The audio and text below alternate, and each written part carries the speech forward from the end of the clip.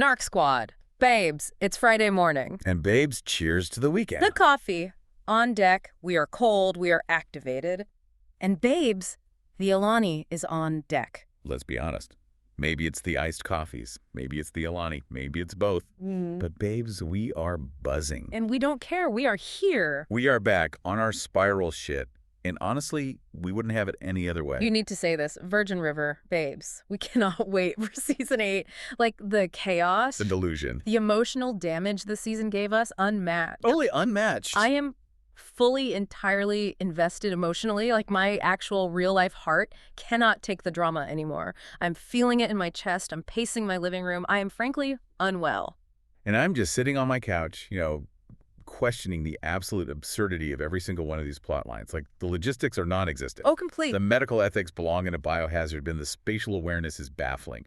Yeah. But am I hopelessly hooked? Yes. Yes, I am. Spiral. Total tailspin. All right, so before we even get into the absolute mess of the television screen today, we have a Snark Squad DM moment.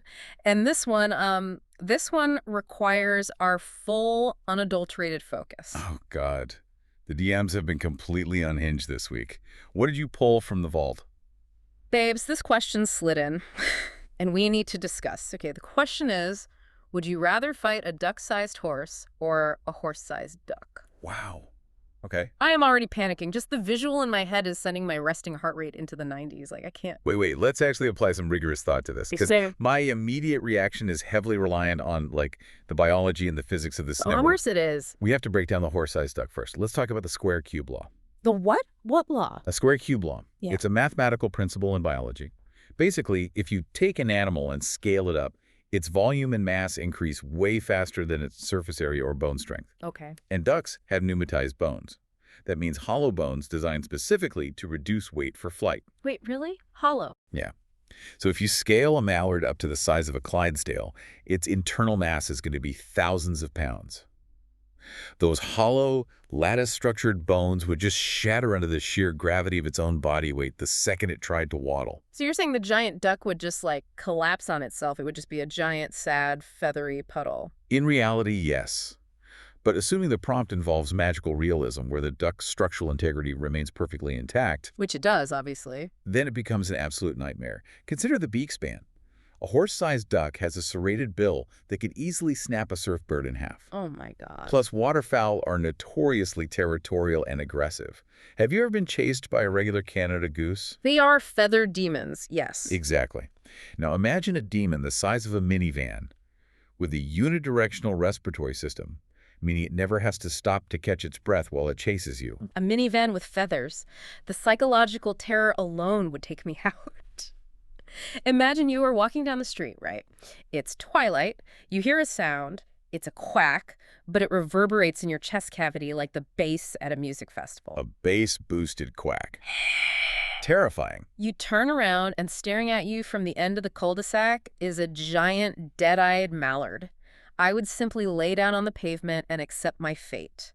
I cannot fight Big Bird's evil, predatory cousin. See, I disagree. I think you could outmaneuver it. Outmaneuver it? Yeah. Its center of gravity is completely top-heavy. The legs are situated far back on the body for swimming, which makes them incredibly clumsy on land. You don't fight it head-on. Yeah. You flank it. You sweep the webbed feet. Sweep the webbed feet? Are you an action hero now? You are going to roundhouse kick the leg of a prehistoric bird. I'm just saying it's top-heavy. No. Absolutely not. Give me the duck-sized horse. A duck-sized horse, singular, or 100 of them, because the classic internet prompt usually implies a swarm. The DM just said a duck-sized horse, but honestly, even if it's 100, they are tiny. They weigh what, 3 pounds each? I could punt them into the stratosphere. You are vastly underestimating the anatomical composition of a horse's hoof. Am I? Yes. Even scaled down, a hoof is solid, concentrated keratin. Imagine 50 tiny, muscular, furious animals swarming your ankles. It would be like getting attacked by extremely dense, furious hamsters wearing tap shoes. Hamsters and tap shoes. Okay. The blunt force trauma to your shins would be catastrophic. But I am wearing boots. I'm wearing thick winter boots. I will wade through the sea of tiny horses like Godzilla walking through Tokyo. They just have tiny, angry hooves. The giant duck has teeth on its tongue. Did you know that? Ducks have teeth on their tongues. Technically, they're called lamellae. They aren't true teeth. They are comb-like structures used for filtering food from mud. But yes, they look like a horror movie prop. Exactly. Regardless, I just think the giant duck is an easier single target. It's a large, clumsy target. You say out of the bite radius, wait for it to tire out, and boom. You are overanalyzing the physics of a cartoon scenario. The survival odds of fighting a giant bird are 0. It would peck you like a stray piece of sourdough bread. You are letting your analytical brain convince you that you can defeat a dinosaur. And you are letting sheer panic blind you to the logistical nightmare of fighting 100 tiny, unkickable speed demons. Fine. I will be dining on massive, horse-sized duck larynx, and you will be sitting in the urgent care waiting room with 100 tiny hoof indentations bruising your shins down to the bone. I'm sweating. My fight or flight is completely triggered. I need to pivot immediately. Speaking of terrifying forces of nature ruining your peace, we have to talk about Virgin River. Oh, the transition. Flawless. Thank you. Specifically, the collision of pure escapism and the relentless intrusion of reality. Let's get into Virgin River, Season 7, Episode 9, La Luna de Miel. The honeymoon episode. We have to unpack everything because this was an absolute fever dream of television production and questionable storytelling. Mel and Jack finally escape. They go to Tulum, Mexico. And let me just say, the aesthetics, stunning. Beautiful. It was filmed at the Papaya Playa Project, which is this gorgeous, eco-chic resort. The ocean, the white sand, the little plunge pools. I was swooning. It was just so refreshing to see them out of the tiny town, out of the heavy flannel, the quilted vests, the plaid, and actually relaxed. Totally. They look like a real modern couple on a luxury vacation. They looked fantastic. The golden hour lighting was doing wonders for everyone's complexion. But my brain immediately started screaming about the logistics of the location shoot. Of course it did. I am looking at these sweeping cinematic drone shots of the beach, and all I can think is, why are these world-famous, gorgeous beaches completely empty? Because it's romantic. They wanted an intimate moment. It is Tulum. Do you know how hard it is to get a square foot of sand to yourself in Tulum? It is swarming with wellness influencers, yoga retreats, and bachelorette parties 24 hours a day. Maybe they found a secret spot. If they were on a beach that's secluded, they would have had to hike for 4 hours through an untamed jungle with machetes. Or maybe Jack rented out the whole resort. He does own a very successful local bar. Ah, yes. The highly lucrative business model of serving artisanal burgers to the exact same 12 townspeople every single day. He definitely has private beach, buy out the resort money. Okay, sarcasm noted. But from a television production standpoint, it makes sense. To film on a public beach in Mexico, you have to buy out the space, clear the background actors, deal with union rules. It's cheaper to just shoot an empty beach and pretend it's a private cove. But let's set the empty beach aside because we need to address the absolute undeniable, the F-word moment of the entire season. Oh, boy. Jack takes off his shirt. And he looks incredible. Mexico suits Jack. The man has clearly been in the gym. He looks fantastic. I am not denying the fitness, but I need the name, address, and medical license number of Jack's plastic surgeon immediately. Because where are his scars? You know, I didn't even notice at first. I was just looking at the scenery. Babes, the man was shot in the stomach. Let us rewind our memories to the end of Season 2. He was bleeding out on the floor of his bar from a point-blank gunshot wound. That is not a minor scrape. No, it's a huge deal. That is catastrophic tissue damage. It requires massive surgical intervention. And let's not forget the extensive trauma scars on his back from his military service in Iraq. Those scars have been a major recurring plot point. They really have. They're like central to his character. They have been visual representations of his trauma. They are the physical manifestation of his internal battle. And now, in Mexico, poof, gone. Smooth as a polished marble countertop. Oh my gosh. You're right. I was so blinded by the romance of the beach scene that my brain just completely glossed over the missing trauma. Did the cenote water heal him? Is there a board-certified plastic surgeon hiding at the bottom of the Mexican cenote? Did a magical mermaid give him a full-body laser resurfacing treatment while he was doing the backstroke? It is a staggering continuity error. Why do you think they did that? Do you think the writers just forgot? It's not the writers, it's the production realities. Applying realistic, extensive prosthetic scars to an actor's torso takes at least an hour or two in the makeup chair every single morning. Oh, true. When you are filming a breezy beach vacation episode, the producers probably just looked at the schedule and said, you know what? It's a honeymoon. We don't have time for the prosthetic appliances today. Let's leave the trauma in Northern California. Just put some tinted SPF on his chest and roll the cameras. That is so funny. They really just decided his trauma was too time-consuming for the shooting schedule. Exactly. It's a psychological erasure for the sake of convenience. But you know what else gave me massive anxiety during this tranquil vacation? Cool. The off-roading scene. I am so glad you brought this up because my blood pressure spiked. Right. They rent this little open-air Jeep-style vehicle to go explore the jungle, and Mel is driving. And she is swerving the steering wheel all over the place. She's violently yanking the wheel left, right, left, right. But the camera angle clearly shows the car's driving on a completely straight dirt road. It was like watching a toddler play with a plastic steering wheel in the front of a grocery cart. She is sawing at the wheel with her elbows flying everywhere, and the background is just a flat, unchanging horizon line. It is the worst acting like I'm driving performance I have seen in a decade. I was unreasonably stressed out, and they are not wearing seatbelt. Not a single seatbelt in sight. They are in a foreign country, in a vehicle with no doors, off-roading on uneven dirt terrain, swerving aggressively for absolutely no reason, with zero seatbelts. Huh. I hope Jack packed his Dramamine because I was getting motion sickness just watching her pretend to drive. It is a massive liability. Let's think about this logically. Mel is a trained nurse practitioner. She's worked in emergency rooms. She has seen the aftermath of motor vehicle accidents. As a medical professional, she should know better. Put a seatbelt on. Yes. If she hits a pothole while sawing at the wheel like that, Jack is getting launched out of the doorless Jeep straight into a palm tree. And to make it worse, they are in the direct Mexican sunlight, in an open-air vehicle, and neither of them are wearing hats. No sunglasses. Nothing. They're just squinting into the sun, catching unfiltered UV rays, raw-dogging the equator. It's pure chaos. The lack of basic environmental survival skills is astounding. And the chaos doesn't stop there, because the timeline of this single vacation day is exhausting to even think about. Like, let's break down their itinerary. They are sitting on the couch in their suite. They have this very deep, emotionally heavy conversation about adoption. It's a beautiful talk, but it's weighty. Very weighty. And then suddenly, Jack just stands up, completely pivots the energy and says, "Get dressed. I have a surprise." And cut to, they're in a hot air balloon. Hot air balloon floating over the jungle. Which, first of all, raises a massive psychological plot hole. Wasn't Mel terrified of heights? Yes, she literally had a whole character arc about her vertigo and fear of heights. Since when does someone with a clinical phobia of heights casually hop into a flimsy wicker basket, suspended by a flame thousands of feet in the air? She didn't even flinch. There was no hesitation, no deep breathing exercises. No, Jack, my amygdala is firing and I am terrified. Just straight into the basket with a smile. Maybe love cured her fear of heights, just like the ocean cured Jack's bullet wounds.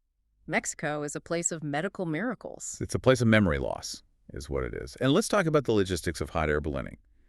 You do not just spontaneously jump into a hot air balloon in the middle of the afternoon. You don't. No, the aeronautics don't work like that. You have to book a balloon ride at 4 a.m.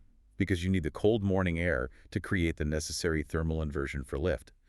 The winds in the afternoon are too erratic. You can't just finish a deep conversation about adoption at 2 p.m. and decide to go float over the pyramids. You are demanding aeronautical realism from Virgin River. Yeah. You have to let it go. It was romantic.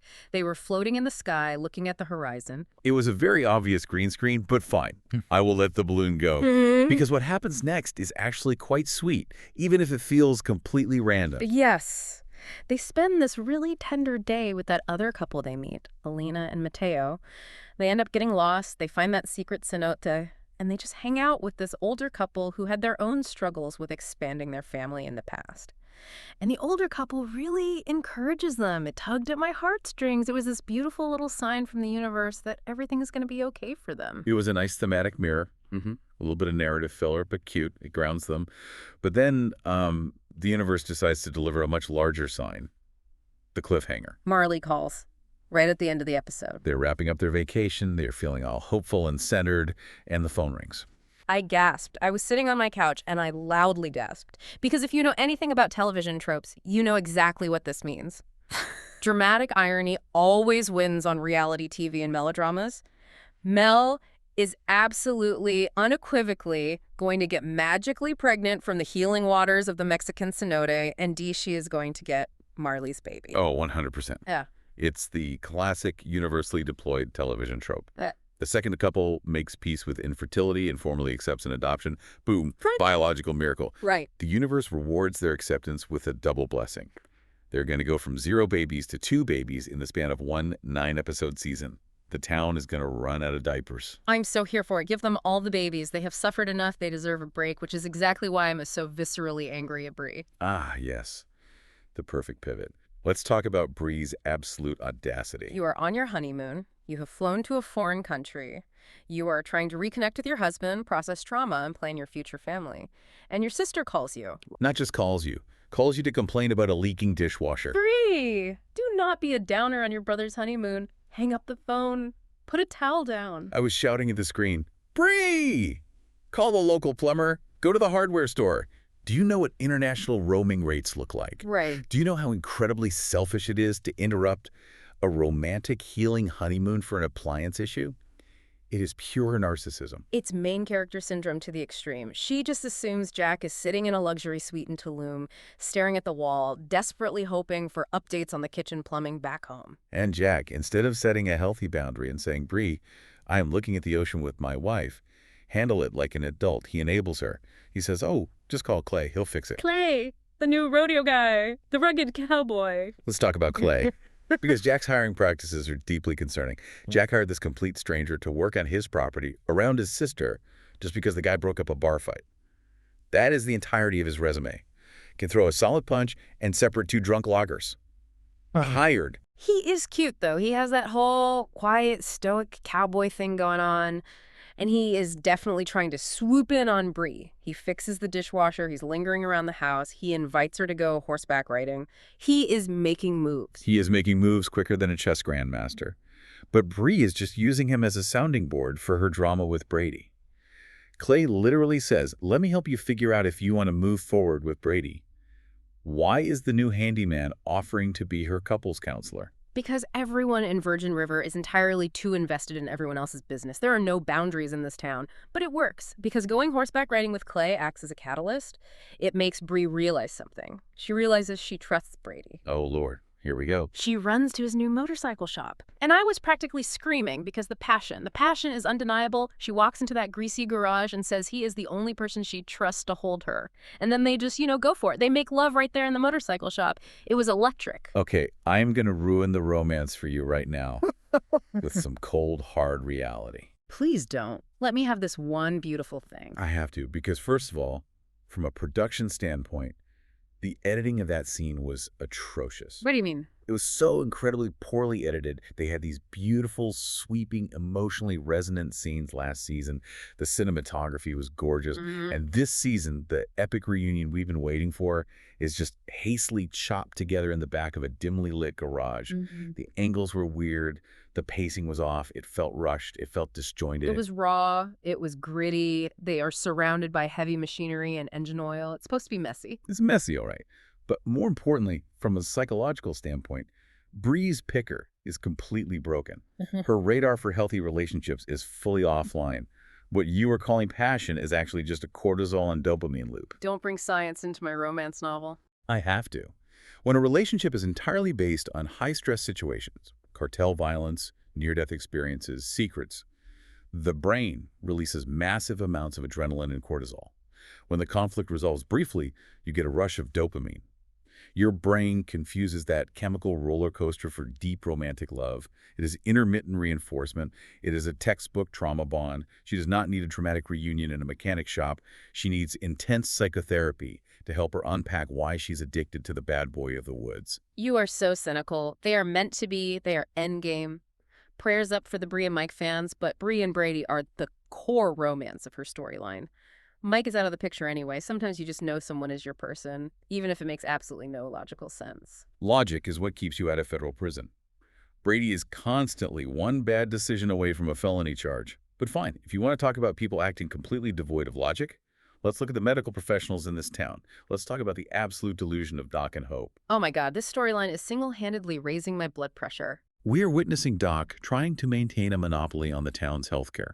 So Oliver, this new, younger doctor, opens a mobile clinic in town, a very normal, incredibly helpful thing for a remote rural area to have. And people are understandably switching to him. Even Shirley. Surely defected. Shirley saw the light, and Doc is throwing a massive childish tantrum about it. He is acting like the godfather of medicine. You come to me on the day of my town festival and offer my patients a second opinion. I am entirely fed up with Doc. Why is his second opinion viewed as a hostile takeover? Doc is getting older, his health is actively declining, his eyesight is compromised, he cannot realistically be on call 24 hours a day for the rest of his life. Why can't he just be a mature adult, accept the help, and realize that having two doctors in a town where people are constantly falling off cliffs, getting shot, or going into sudden labor is a profoundly good thing? And wait, let's defend Oliver for a second, because Oliver isn't just some corporate stooge trying to steal patients. He actually has a heartbreaking backstory. He comes to the bar to pick up his takeout food, and Doc aggressively confronts him again, and Oliver finally snaps.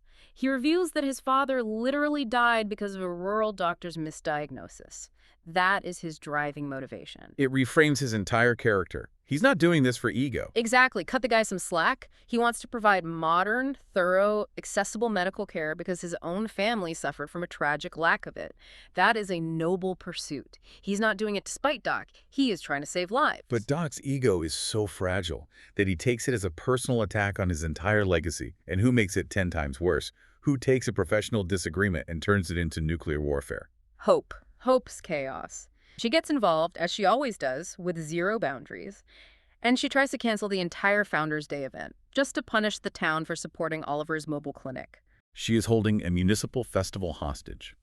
Let's think about the logistics of a town festival. The permits, the vendor deposits, the food prep, the bunting. And she is willing to torch the entire beloved event because the citizens want basic access to modern healthcare. She is acting like a megalomaniac dictator. If you visit the mobile clinic for a cholesterol check, no cotton candy for you. The festival is canceled. It's unhinged. I was losing my mind over how selfish she is. She only cares about herself and Doc's pride. She doesn't care about the fact that maybe Shirley needed a specialized blood panel that Doc's 1980s equipment couldn't process. And honestly, the performance choices this season. Hope's constant grimacing, the aggressive whispering, the wide-eyed staring. It's too much. It feels like community theater. I am over it. And while we are cleaning house in Virgin River, the sewing circle needs to be disbanded immediately. Joe Ellen and the Gossip Crew. They do absolutely nothing but knit and stir the pot. It is a toxic environment masquerading as a craft club. If I lived in Virgin River, I would start a rival sewing circle, maybe cross-stitch or needlepoint, just to ice them out of the social scene. You would absolutely be the villain of Season 8. You would be orchestrating a hostile takeover of the yarn supply. Yeah. But speaking of things that are annoying me, let's talk about Preacher's culinary rebellion and the absolute clinginess of Kaya. Preacher, finally. Yeah. The man is taking off the apron and stepping out of the shadow of Jack's plaid shirts. I am so proud of him. He finally decides he doesn't want to just be Jack's loyal sidekick anymore. He wants his own fancy restaurant. He tells Jack he wants to do his own thing. He spent the entire season sweating in the kitchen, cooking, and serving food while everyone else was having dramatic meltdowns in the dining room. Let the man shine. He deserves a Michelin star for what he manages to produce in that tiny dive bar kitchen. The man is making balsamic reductions, artisanal glazes, and perfectly seared scallops, while people are literally throwing punches at the bar 10 feet away. He absolutely needs his own dedicated culinary space. And Kaya encourages him. She tells him to follow his dream and secure his own future. Okay, let's talk about Kaya. Right. Because I cannot stand her presence on my screen. You are such a hater. She is supportive. She is suffocating. Why is she everywhere? Everywhere Preacher turns, she is just standing there. They are aggressively shoving this couple down our throats. It's like the writers are saying, look at them. They are in love. Accept it. But give the man some breathing room. She just wants to be near her man. It's the honeymoon phase of the relationship. She is a firefighter, a first responder. Shouldn't she be fighting fires? Or at least at the station doing equipment checks on the hoses? Instead, she's constantly loitering at the bar. And let's look at her behavior.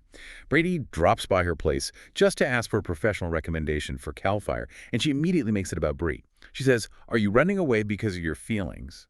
Mind your business, Kaya." You don't even know Brady like that. She's just highly perceptive. She sees the emotional truth. She's annoying. From an attachment theory perspective, she is displaying highly anxious attachment behaviors, masking it as support. But nothing, and I mean absolutely nothing, prepared me for the wax stuff. Oh my God. The wax scene. We absolutely lost our minds over this. I had to rewind my television because I thought I was experiencing a hallucination. The sewing crew, the aforementioned toxic knitting cabal, asks Kaya to run a candle-making booth for Founders Day. Which is already logically flawed. Why Kaya? What does she know about artisanal candles? She literally puts out fires for a living. She extinguishes flames. She doesn't cultivate them in glass mason jars. Exactly, the premise is flawed. But then, she and Preacher have this moment with the hot candle wax, and it's shot in this way that implies it's supposed to be, sexy. It was so cringe. Preach and Kaya are not kinky. They're the most vanilla, straight-laced, reliable couple on the show. They talk about municipal codes and recipes, so why are they suddenly doing weird hot wax play in the middle of the afternoon in a public setting? It felt so out of character. It felt like the writers watched one episode of a late-night Cinemax show and said, you know what? Let's spice up Virgin River. Bring out the paraffin. No, stop it. Please quit trying to make Virgin River edgy. We don't need outdoor showers. We don't need messy make-out scenes in greasy garages. And we definitely don't need hot wax play. We want cozy sweaters, emotional trauma, and scenic views of the river. Stick to the core brand. Stick to the brand, and the brand is emotional realism, which brings us to Lizzie's storyline, because that was undeniably the most raw, real part of the whole episode. This was heavy, but profoundly necessary for the show to tackle. It got very real. Lizzie is going through severe postpartum anxiety with baby Fumiko. She is refusing to let anyone hold her. She is isolating herself in the house. She is hyper-vigilant. And I just felt so deeply empathetic for her because it feels like everyone in town is just gaslighting her instead of actually helping her navigate a massive chemical shift in her brain. They're all just hovering around her saying, you look tired, Lizzie. Let me take the baby. Give me the baby. Yeah. Which, from a psychological standpoint, is the absolute worst thing you can say to someone experiencing severe PPA. You do not try to pry the child out of the arms of a mother whose amygdala is screaming that the world is a threat. When a woman gives birth, she experiences the single largest sudden drop in hormones, specifically estrogen and progesterone, that a human being can endure. It throws the nervous system into chaos. Her brain is literally telling her that her infant is in mortal danger if she lets go. So when people say, let me hold her, it triggers an evolutionary defense mechanism. You don't ask to take the baby, you ask the mother what she needs. You bring her a casserole, you fold her laundry, you hold the mother so she can hold the baby. That is so profoundly true. And what makes it so infuriating is that she is surrounded by medical professionals. Doc is right there in the house. Denny is literally actively studying to be a doctor. How did two men in the medical field fail to spot severe postpartum depression and anxiety in the woman living under their own roof for so long? It is a staggering indictment of Doc's diagnostic skills. This is a phenomenon known as diagnostic overshadowing, where a physician misses the obvious symptoms right in front of them because they're too close to the patient. But honestly, it just makes Oliver's mobile clinic look better and better every single day. Doc is too busy yelling about bunting for a festival to notice that the mother of his great-grandchild is spiraling into a clinical depression right in front of his salad. It was such a massive relief when she finally got prescribed her SSRIs and actually started taking them. You could literally see the physical weight lifting off her shoulders in her performance. It was fantastic representation. SSRIs, selective serotonin reuptake inhibitors, work by blocking the reabsorption of serotonin into neurons, making more serotonin available to improve transmission of messages between neurons. It regulates the mood. Showing a young mother normalizing medication for mental health struggles on a major television show is incredible. We love to see science portrayed accurately. And once she is chemically regulated and in a better place, she celebrates Denny passing his medical test. And how does she choose to celebrate this milestone?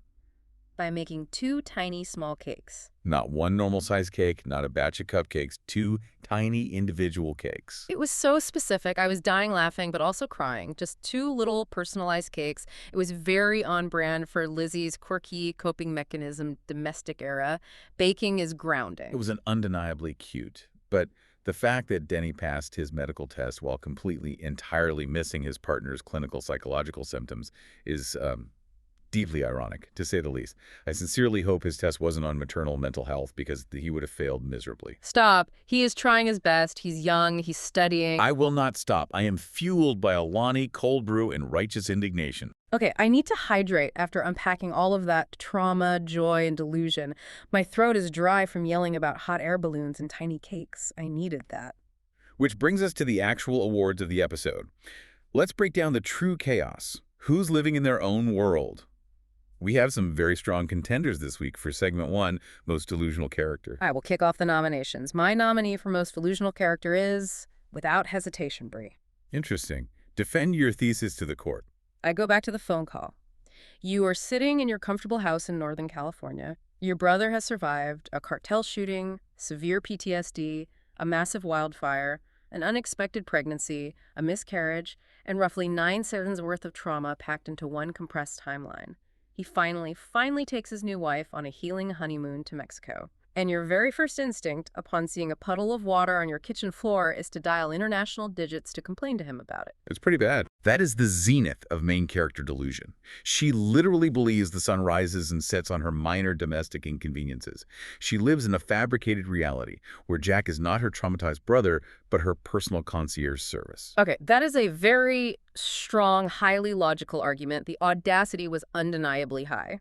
But I have to push back. I am vehemently arguing for my nominee, Hope. Let's hear the case against the mayor. Hope is the dictionary definition of delusional. She is threatening to cancel Founders Day. Do you know how much work goes into a town festival? The local economy relies on it, the permits, the logistics, the aforementioned weird candle-making booths. And she is willing to torch the entire beloved community event just because the townspeople want basic access to a mobile medical clinic. Sure. She is treating people getting a second opinion on their cholesterol like an act of treason against her family. She lives in her own absolute world where she is the dictator of Virgin River, and everyone else are just peasants who must bend the knee to DeCoste Stethoscope. You know what? You're right. I have to concede. Brie is highly selfish, but Hope is a full-blown megalomaniac. She is weaponizing town morale and economics against a mobile clinic. It's like something out of a medieval siege. Starve the peasants of their joy until they return to my husband's clinic. Right. She would rather the town suffer without fun, community, and adequate health care than admit that Doc can't handle a population boom single-handedly. The verdict is clear. Hope takes the crown. She's the undisputed queen of delusion this week. Treating basic, preventative medical care like a personal betrayal is next-level unhinged behavior. Now let's break it down for segment 2, healthiest versus most toxic relationship. Let's start with the mess. Who is the most toxic? I am nominating Brie and Brady for most toxic. It's not even a competition. I knew you were going to do this. You hate love. I love healthy love. Look at the empirical facts. They have failed before. They tried to be together, and it spectacularly imploded because of lies, criminal activity, and cartel involvement. It's inherently, fundamentally chaotic. They barely have any actual scenes together where they speak like normal humans discussing their days. They rely entirely on trauma bonding, cortisol spikes, and dramatic, breathless declarations in dimly lit, greasy garages. But the passion, it's undeniably meant to be. You can feel the chemistry radiating through the television screen. When she ran into that motorcycle shop, my heart fluttered. They just get each other on this deep, broken, intrinsic level. Passion does not pay the bail bondsman. Chemistry does not build a stable foundation for a mortgage. Just because you have a deep, soul-stirring, adrenaline-fueled connection with someone does not mean they're a healthy life partner. She does not need a dramatic reunion over a disassembled Harley engine. She needs a licensed therapist, a weighted blanket, and 6 solid months of strict singlehood to regulate her shattered nervous system. You are so analytical. You leave absolutely no room for romance. True romance is built on trust, safety, and open communication, not shared adrenaline and near-death experiences. I rest my case. Now, cleanse the palate. Who is your nominee for healthiest relationship? Okay, I am nominating a platonic relationship. Jack and Preacher's friendship. Oh, wow. I actually love this choice. Right. Think about it. Preacher has been the loyal, silent sidekick forever. He literally runs the entire business operations of the bar when Jack goes off on his little side quests, cartel takedowns, and Mexican honeymoons. But Preacher finally sits Jack down and maturely communicates his needs. He says, I want to do my own thing. I want my own fancy restaurant. And historically on television, that leads to a massive season-long betrayal arc. But it didn't. It was this beautiful realization that they can be best friends without being business partners. It's mature, it's real, tangible, emotional growth. It really is. It's a perfect example of differentiation in adult friendships. Sometimes you walk a path with a friend, and at some point, your professional or personal needs diverge. It doesn't mean you love them any less. Jack realizing he has to let Preacher step out of his shadow, and Preacher having the immense courage to ask for that space. It was beautiful. They communicated better in that 1 3-minute scene than Brie and Brady have in 3 entire years. Exactly. It was the healthiest conflict resolution we have ever seen in the history of Virgin River. Give them an Emmy for communication. Agreed wholeheartedly. Moving on to segment 3, main character energy. Who's carrying the show this week? who is pulling the narrative weight. Who is your pick? My nominee is not a person. It is a physical, biological anomaly. I am nominating Jack's missing back scars. I cannot with you. Listen to my logic. Those invisible scars did the most heavy lifting of the entire season by completely vanishing into thin air. They grabbed the script, tore out the pages about his physical trauma, and said, "We are going on vacation. We are clocking out." The sheer audacity of the continuity error is giving absolute main character energy. The scars looked at the makeup chair, looked at the call sheet, and said, "I am the star, and I choose to exit stage left. Let the pectoral muscles shine." Magic. That is hilarious. The scars really did just pack their little bags, hail a cab, and leave the set. But I have a slightly more serious but equally invisible nominee. Let's hear it. Marley. Oh, wow. Yes. The phantom caller. Marley wasn't even on screen this entire episode. Not a single frame of her face was shown. And yet, her one phone call at the very end of the episode completely upends Mel and Jack's entire life. It stops their healing vacation dead in its tracks. It changes the entire trajectory of their future as parents. She just dials 9 numbers from somewhere off screen and holds the entire narrative weight of the season in the palm of her hand. That is unparalleled off-screen main character energy. She is the puppet master pulling the strings of everyone's emotions. She really is. She's giving Gossip Girl. Just dropping narrative bombs via telecommunication and then hanging up to let the fallout settle. It's brilliant writing, honestly. Okay, we have reached the final segment. Segment 4, what would we do differently? Let's put ourselves in the plaid shirts and quilted vests of these characters. Be messy, be brutally honest. What would you change if you were in their shoes? Okay, if I'm Mel, the absolute second that plane touches down on the tarmac in Tulum, I am taking my phone, going to settings, and turning on Do Not Disturb. Yes, protect your peace. I'm taking it a step further. Brie is getting completely blocked. I am going into my contacts, finding Brie's name, and hitting block caller. Marley is going straight to voicemail. The medical clinic is muted. Doc's number is deleted. I am checking entirely out of reality. I am putting on a breathable linen set. I am ordering 4 top-shelf margaritas, and I am floating in that magical scar-healing Sonoto until my fingers turn into prunes. I am not driving an open-air Jeep without doors. I am not getting in a wicker basket attached to a fireball, and I am certainly under no circumstances answering questions about a leaking Maytag appliance. Period. Boundaries. You have to set boundaries. What about you? Who are you fixing? If I'm Doc, I am taking this mobile clinic as a direct, glowing sign from the heavens. I am looking at Oliver. I am putting my hand on his shoulder and saying, "Here are the keys to the clinic. Here are the patient files. God bless you. Good luck with Shirley. I am out." Sweet retirement. Immediate, unhesitating retirement.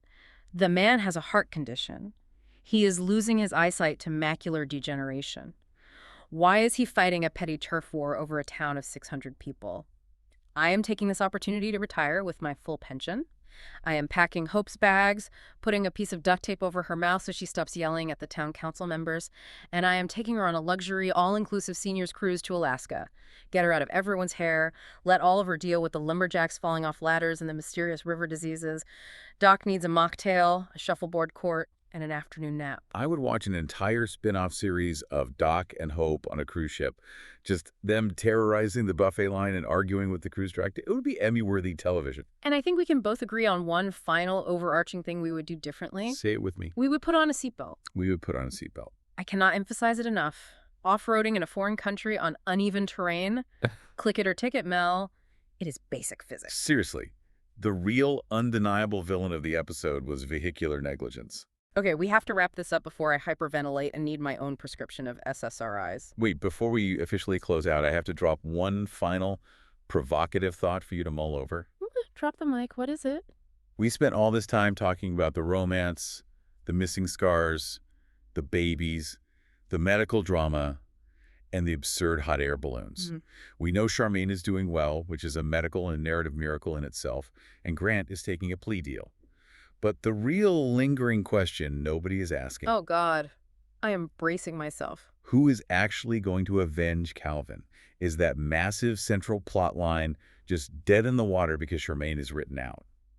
Did everyone in town just collectively forget about the massive, highly organized criminal underworld element hiding in the woods? Who is stepping up into the power vacuum to be the new drug lord of the Redwoods? Think about the logistics of that power struggle. I literally have chills. You are sick for leaving me with that thought. I'm going to be in a tailspin all weekend thinking about cartel logistics in a small mountain town. You are so very welcome. Cold morning chaos, caffeine overload, Virgin River emotions. We survived another week of the absolute delusion. Barely. My analytical brain is exhausted. Are you excited for next season? Who is your favorite character? And most importantly, babes, duck-sized horse or horse-sized duck? You have to pick a side. There's no neutral ground in the animal combat debate. Choose wisely. Your theoretical survival depends on it. Rate, review, subscribe, send your unhinged DM submissions. Send this to your coziest, most delusional friend. Thank you to the Snark Squad for keeping us employed, entertained, and thoroughly caffeinated. Keep the wild questions coming. Stay buzzed, stay bundled, and we'll see you on the Snark side.